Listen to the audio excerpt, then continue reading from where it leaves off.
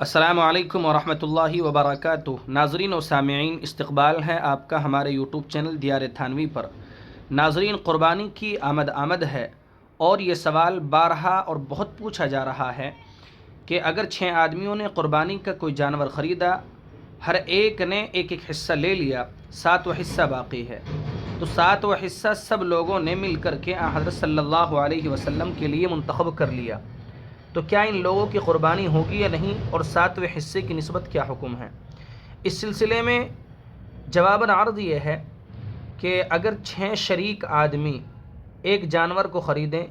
تو قربانی ان کی سب کی درست ہو جائے گی، ان 6 اشخاص کی قربانی شرعاً درست ہو جائے گی، اور وہ جو ہر ایک کے حصے میں کچھ زائد آیا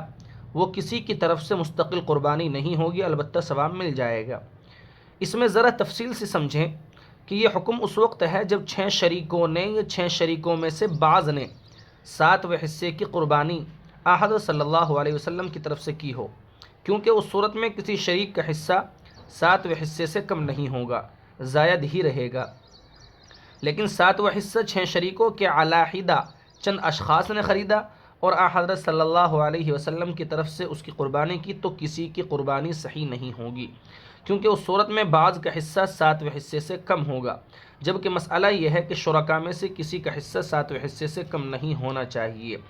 بہرحال اس کا جواب یہ ہے، اللہ تبارک و تعالی ہمیں عمل کی توفیق عطا فرمائے، اور مجھے امید ہے انشاءاللہ یہ سوال آپ کے سمجھ میں آ گیا ہوگا، جواب بھی۔ آپ اس ویڈیو پر اپنا تبصرہ ضرور درج کریں، اور اس طرح کا قربانی کے تعلق سے یا کسی بھی تعلق سے کوئی آپ کو مسئلہ یا سوال پوچھنا ہو تو کمنٹ میں درج کریں، انشاءاللہ آپ کو بروقت جواب دیا جائے گا۔ اگر آپ اسی طرح کی ویڈیو سننا چاہتے ہیں تو ہمارے چینل دیار تھانوی کو سبسکرائب کر کے ضرور رکھیں۔ شکریہ، جزاکم اللہ خیرا و احسن الجزاء۔